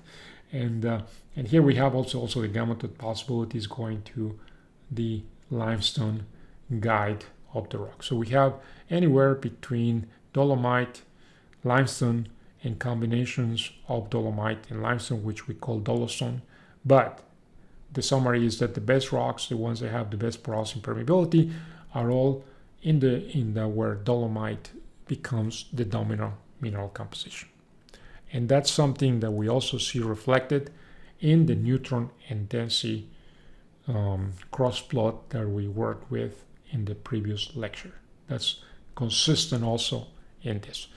And as I indicated before, if you want, now that you know that the dominant mineral composition of the good rocks, the ones that have good porosity and good permeability, is dolomite, so what we have to do is, given that the logs were given to us in limestone porosity units, we need to convert the neutron and density porosity logs to dolomite porosity units, and then we do the calculation of porosity, and from there we move forward to doing any calculations of hydrocarbon saturation. And of course we have to estimate somehow the Archie's parameters, and we have to be super careful not to extrapolate them over a wide porosity range. I'm going to show you that the way to do that is to do rock classification. The other thing that I want to point out, and this comes up in one of the lectures, one of the 3 lectures for carbonates, is the fact that we have another way to calculate porosity. It's an indirect way. It's not actually porosity. We call it sonic porosity. That we use a formula which is a weighted time of flight due to Wiley, and so we read the sonic log, and from the sonic log we estimate a corresponding partitioning of the time of flight in the pore space and in the solid fraction, and that so-called sonic porosity is often compared to the porosity calculated with the neutron and density logs, and we find discrepancies. Those discrepancies are going to tell us that the rock is not homogeneous. It has variations in rigidity. This is very important to, if you want to indirectly understand the fabric of that rock, whether it's a rock with bugs, it's a rock with pores, you have uniform pore sizes or not. All of these things can be ascertained indirectly from some of the differences that we see between the sonic porosity and the porosity calculated with the neutron density logs. But I'm going to talk more about that later. Okay, here's another example. Smackover formation. These pages are 106 to 109 of the compendium, part 1. Once again, this I know we talked about the Smackover formation, but this is a very different segment of the Smackover formation. It's a formation that goes over a great extent between the states of Louisiana and Texas. But the first thing I want to show you is that we have very flat values of gamma ray. It's almost like somebody forgot to turn on the gamma ray log. Flat as a pancake. Where is? It's gone. At the same time, look at the very wide variability of electrical resistivity. The deepest sensing log is the red, and the shallowest sensing log is the blue. And then we have the intermediate log, which is the green. This tool is an induction tool, and is the Baker Atlas induction tool. And then here we have the PEF, the neutron and density logs expressed in Sandstone porosity units. We have some core samples for porosity, and then here we have our friend the sonic log. And the sonic log is actually very interesting because immediately will tell you places where the rock is soft, like here or like here. Of course, when we do this analysis, or soft or not, be careful not to confuse segments with bad caliper. And we have a few at the top. Right here we have a few segments with bad sudden fast variations of caliper with respect to depth, and we know that those variations are going to affect the neutron density logs. We see that, and potentially the sonic log. So we have to be careful not to get into the trap of interpreting fast caliper variations as properties of rocks. But there are places where the caliper is engaged very well, and yet we see that the rock is extremely soft, like that, or maybe like this. And what's happening there? Sometimes, when you have these fast transitions of sonic log, P-wave velocity log, and the caliper is engaged, they could be fractures. That's one possibility. Definitely this is something worth exploring. And then we also see that the density log plotted in limestone porosity units often does not agree with the core data. That means that the average composition of the rock, the main dominant composition, is not necessarily limestone. In this case, it's actually dolomite. If you were to convert the density neutron logs to dolomite porosity units, you will see a much better convergence between the core laboratory measurements of porosity with the neutron density logs. All right, but that immediately tells us that the good areas are the ones that have the best porosity, as indicated by the sonic and the density logs. Places where the density increases and is not due to caliper variations, those are the good ones. The other thing that we see is separation between the resistivity logs. Look at this. And also we observe that all across here, the great activity of the resistivity logs, despite the fact that the gamma ray log is flat. But those variations are entirely due to porosity. In fact, we see that when the porosity increases, the resistivity also decreases with respect to everything else. So potentially those are the best places to look for good storage and flow properties. But typically what we see in carbonates, like in this example, is that we have an extreme variability of porosity and permeability. In fact, the variations that we see in electrical resistivity logs are all due to the fact that different segments in this formation are responding differently to the process of mud filtrate invasion. As a matter of fact, if you look carefully at these logs, you're going to find out very, very quickly that we have the so-called annulus effect here. Remember what the annulus effect was? That it's not a ramp up resistivity profile, it's not a ramp down resistivity profile, but it's something that starts with high resistivities near the borehole wall. Then the resistivities, if I plot this radial distance, this is all meters resistivity. We start with high, and then we go into the formation. Resistivity decreases, and then again increases. This is what the annulus. And as I indicated before several times in lectures, an annulus radial resistivity profile is found only when you have hydrocarbons. You need to have hydrocarbons. You will never see it otherwise. And the hydrocarbons are actually extremely mobile, low viscosity. And second, when you have a good contrast between the salinity of the mud and the salinity of the formation water. So here we have an example. In fact, in this particular case, the Smackover formation is saturated with condensate.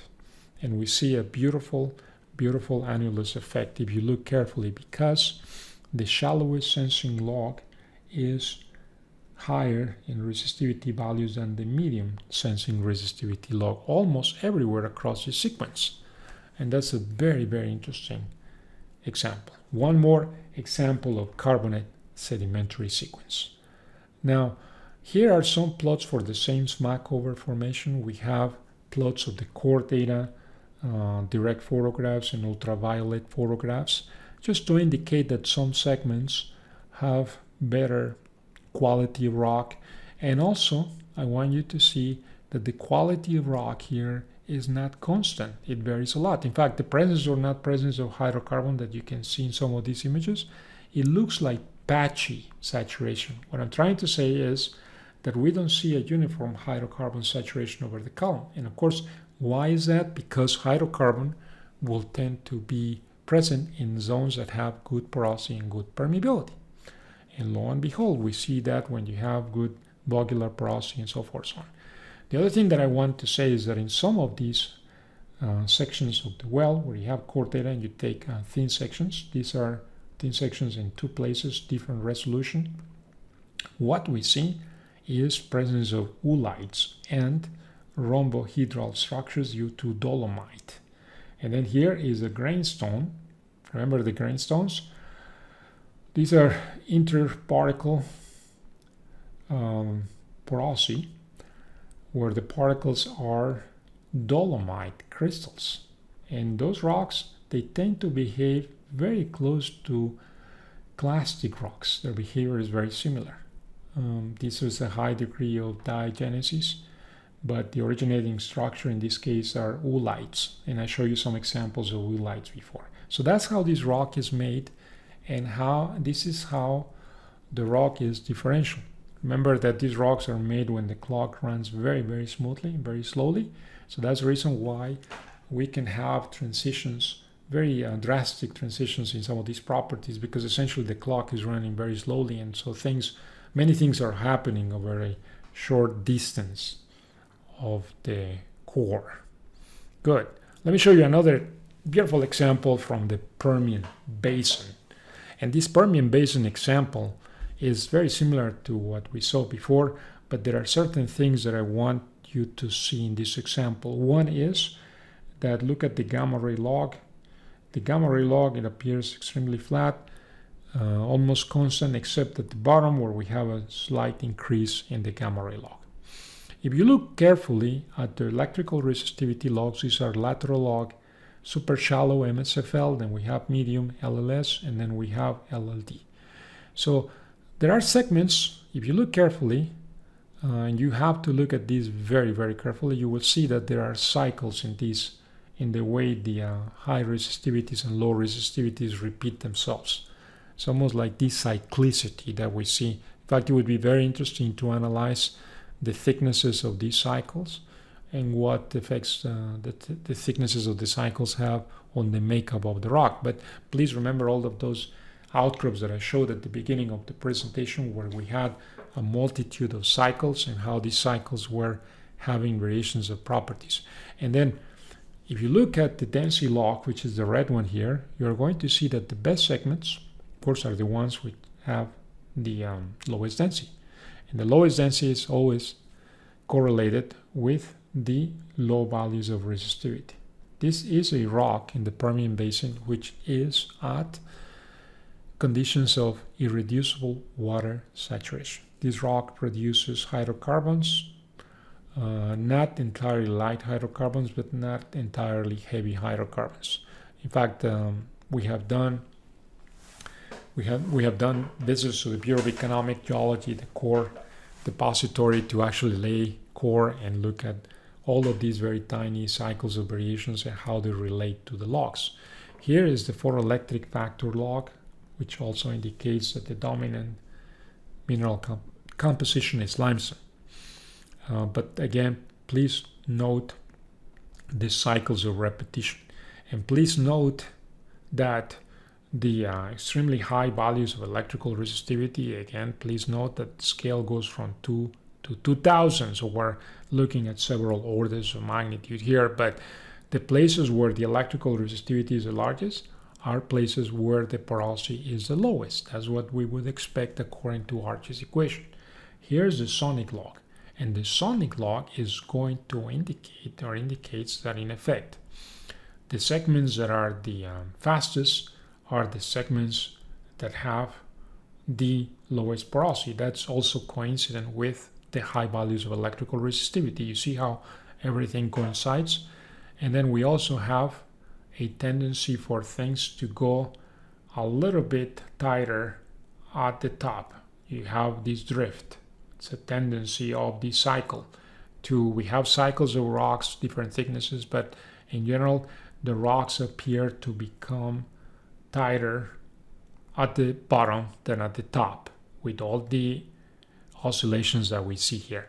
And the other thing that I want to point out is that these different segments also exhibit differences between the shallow and medium and deep resistivity logs. So this rock percolates, is subject to mud filtrate invasion, especially at those segments where we have good porosity. The other thing is that here we have the spectral gamma ray logs, and we can see that the reason why the gamma ray log increases at the top is because the presence of uranium increases at the top. Otherwise, the presence of potassium and thorium, the concentrations remain fairly constant. So if you were to construct your gamma ray log here based on thorium and potassium, you will see that the gamma ray log is flat as a pancake.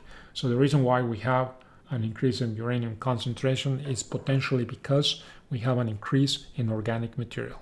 That's what I want you to see. And then here we have the core data for porosity. You can see that the core data almost perfectly overlaps with the density log, because the density log is expressed here in limestone porosity units. So the dominant mineral composition is a limestone. And again, because of that, the density porosity log is tracking extremely well the porosity. All of these dots are core laboratory measurements of porosity. But look at what happens here with the permeability. Permeability appears to have the maximum values at the top, and slowly but surely the permeability decreases, and it undergoes the same cycles that we were talking about. So on average, the porosity is decreasing, and that's also that trend of decreasing porosity is causing the trend of decreasing permeability. But the oscillations in permeability are much larger, much more pronounced than the oscillations in porosity. Please recall that permeability here is plotted in logarithmic scale. And why so? Because the pore connectivity is varying widely here.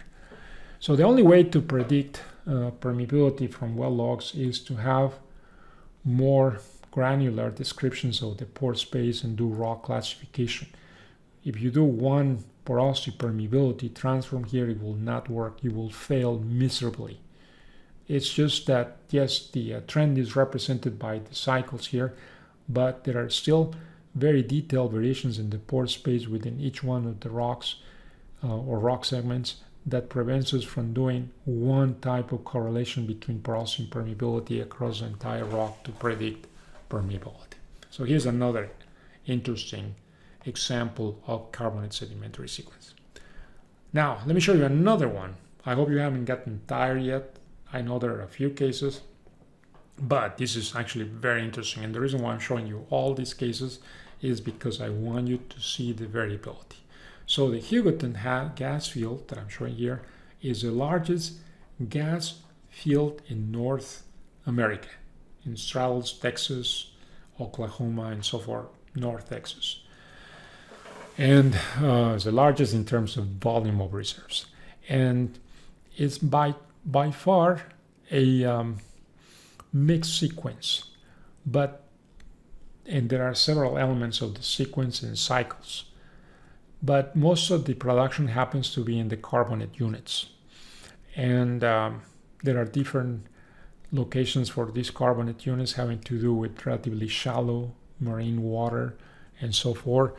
We could take 2 lectures to describe the beautiful geology of the Hildebrand field, but you can go to the Kansas Geological Survey and they have a beautiful archive of all of these properties. So is it the Oklahoma or Kansas? Well, pardon me if I don't know that. It's one of those two.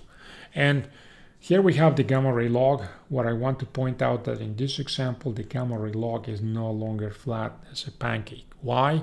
Because we have in this example, and that's the reason why I show this example, now we have mixing of clastic elements, particularly so mud, shell debris coming from the continent and mixing with the precipitation of carbonate. And that's the gamma ray log. This is the spontaneous potential log. This is the resistivity log. In this case, we're using an induction tool, water-based mud. Here we have the neutron and density logs expressed in limestone porosity units. And then we have core samples, which are the blue dots. You can actually see that the blue dots of core data overlap extremely well with the density log in this segment, but they do not overlap in this segment. And the reason is that the segment at the bottom is highly dominated by dolomite, whereas at the top we have a high domination of limestone. Okay, good. Keep that in mind. Now let's look at the sonic log. The sonic log is also a very nice log to indicate places where you have potentially soft segments of the rock. But in this example, we have to be very careful when we analyze the sonic log because we have interspersed layers of shell. So we have to rule out layers of shell as indicated by the, could be the caliper problems or just the shell layers. So we have to visually eliminate segments here that are shell and concentrate on segments that are not shell. But from the density log we can see, and in fact we have the core porosity data, that we can see that there are segments that are extremely porous, other segments that are not so porous here. So we have a very extreme variability of porosity. And then when you look at the core permeability, you're going to see that we have a few cycles that are repeating themselves in almost the same way that we see with the presence of low values of gamma ray. And those cycles are actually also indicating a very different, or well, something extremely variable in terms of pore permeability, which is the pore structure. And why so? Well, because the fabric of carbonates is extremely variable. So what can happen in this example is that even for the same values of porosity, you will not get the same values of permeability. Isn't that interesting? Well, no, it's very common because porosity doesn't sense the average size of the pores, whereas permeability is extremely sensitive to the pore sizes. Remember my example of the shower head and how the variability of pore sizes is going to affect the permeability. All of those things are very, very important in carbonates. In fact, the next part 2 of the lecture is going to be focused on that particular issue. Okay, so what happens here is that if you analyze all these segments one by one, you're going to realize that the reason why we have presence of shale is because we have some bentonic clays or even clays that come from turbidite systems. In other words, these are deep marine or relatively deep marine systems that are being mixing with sediment coming from the continent. In this example, I know it's not the same outcrop, but it's a very similar outcrop. What I want to point out is that if you were to run the gamma ray log in this sequence, you will see that the gamma ray log will increase at places where you have the segments with clay or shale.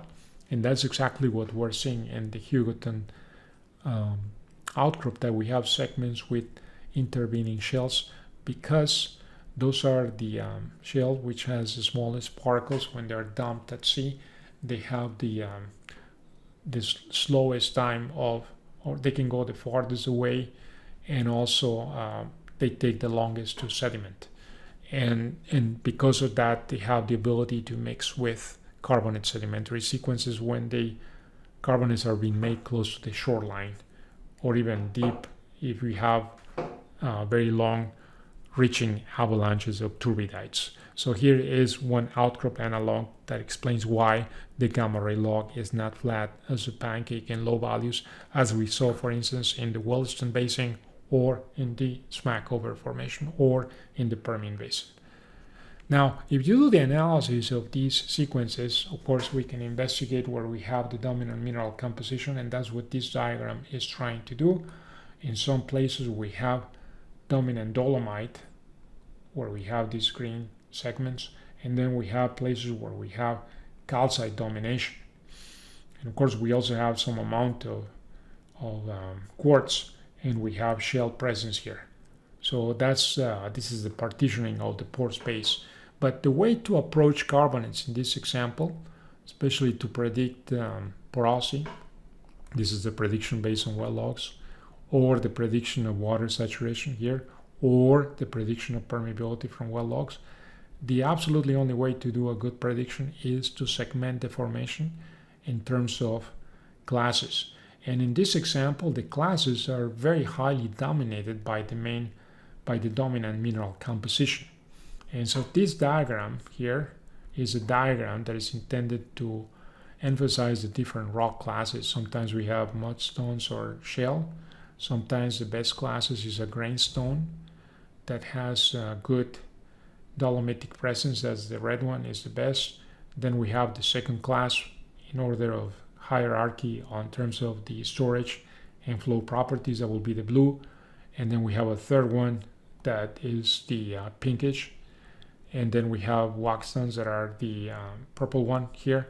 So these, the way to attack this problem in the analysis is to segment the log in terms of classes. And the classes could be due to the fact that we have different genesis and diagenesis, or even different mineral compositions, or the two of them related, and also because of the relative differences between storage and flow. So we use all of these properties to come up with the classes, and then what happens is that you make a prediction, parametric prediction of properties per class. You don't do one prediction for all the classes with the same parametric model. No, you use one parametric model per class.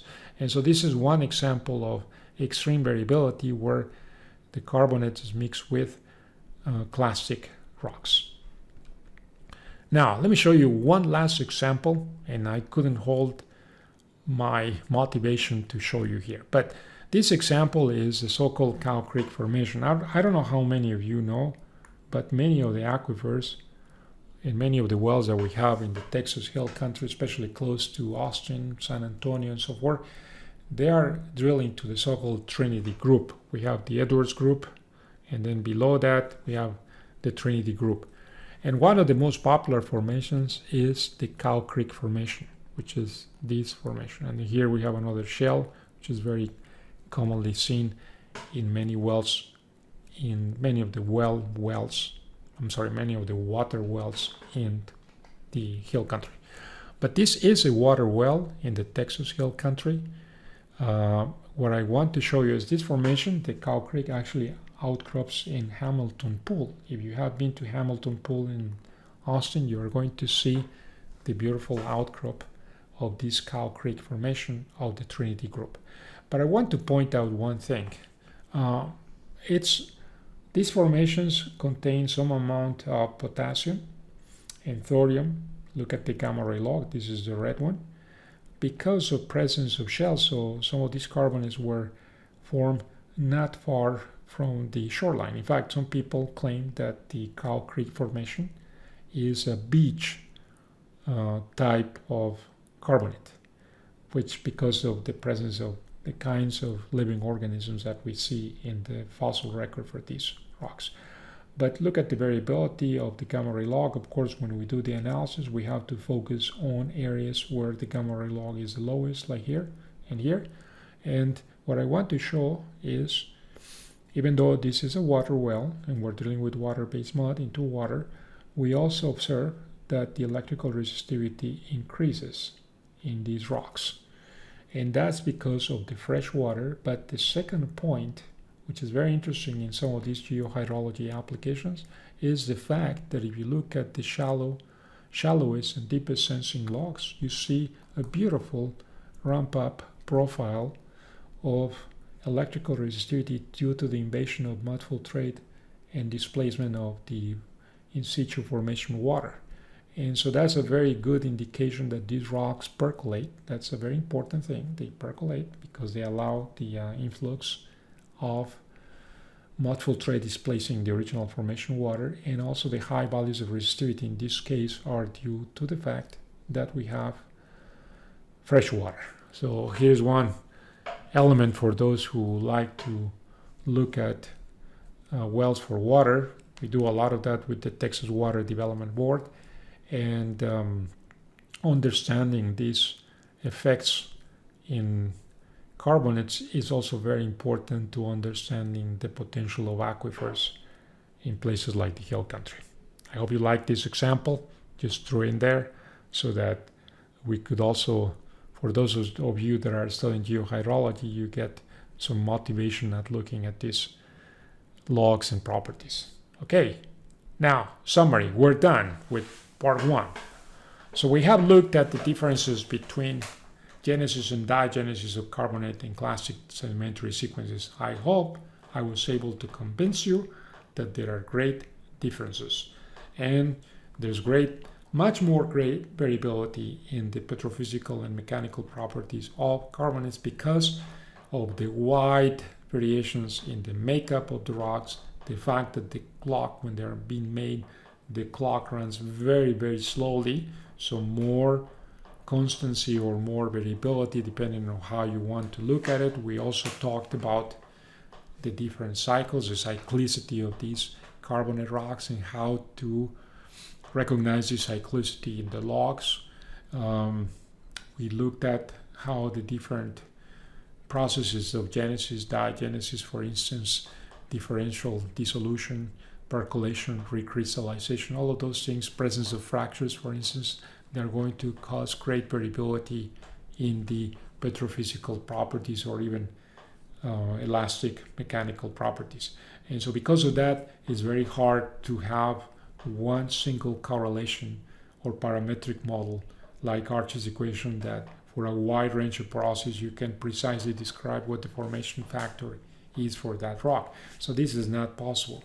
The typical approach that we take in carbonate rocks is that we divide the cycles and we divide the rocks into classes, and then we tend to apply different parametric models per class to predict properties such as formation factor, even permeability, or even elastic properties. And we also pay attention to the presence of fractures, presence or variability in the dominant mineral composition. That's also very, very important for all of these predictions, especially for understanding the history of diagenesis and for predicting elastic and mechanical properties.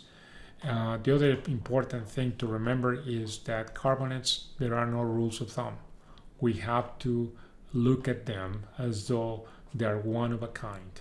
And because of that, it's very important to always do core log analysis, like I'm doing here with some of my students at the Bureau of Economic Geology. We're looking at rocks from the Permian Basin.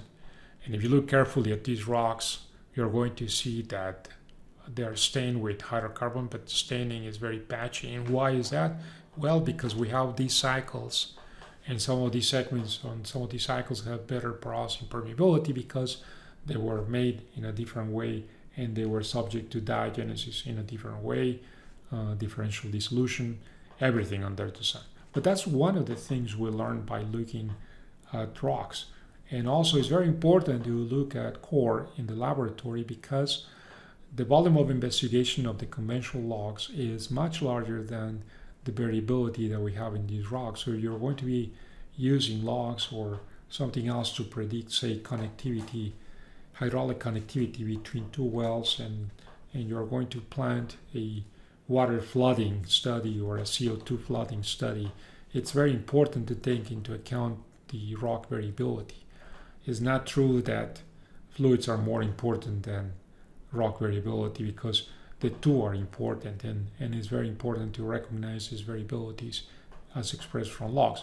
So once you situate yourself with this core log analysis, then you have more intellectual freedom and more realistic freedom to use the logs to predict properties between wells, continuity, things like that. So I hope you remember that. All right. So what are some of the review questions? We have some review questions. Please look at these review questions. I'm going slowly here so that you can read them. They're all things that I discussed during the session. I hope they don't come as foreign ideas or concepts. They're all emphasized in the lecture. And I have a second set of review questions. Some of them have to do with the applicability and variability of arches exponents, for example, as an example, and then how to predict permeability from carbonates, how to take into account the genesis and diagenesis, behavior of the gamma ray log, when is that we have a pure carbonate sequence, that is carbonates and carbonates, and when is that we have transitions between clastics, presence of shell or not presence of shells, and carbonates, and how the dominant mineral composition is also an indirect indication of diagenesis. I also mentioned, this is a very important thing, is that the properties of carbonates and the range of variations of acoustic travel times and gamma ray and also resistivities is very, very different from what we were used to seeing in clastic sedimentary sequences. So it's very important to take all of these concepts with a very open and flexible mind. It's almost necessary to press the reset button when we go and try to interpret carbonate rocks, because we have to be flexible, anything can happen, and we have to be open to diversity. Very important.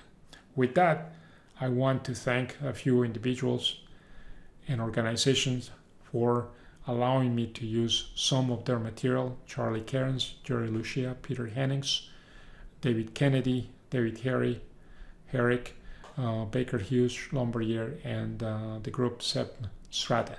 I hope you liked the presentation. This concludes part 1, and now we move to part 2, where I'm going to talk about some of the storage and flow properties that have to do with the pore structure of carbonates, and we're going to introduce some measures and some movies to show you how the variability of pore structure in carbonates causes differences between the transport of fluids that were used to see in clastic rocks. So until the next one, stay well, be happy, and continue to enjoy formation evaluation. Thank you.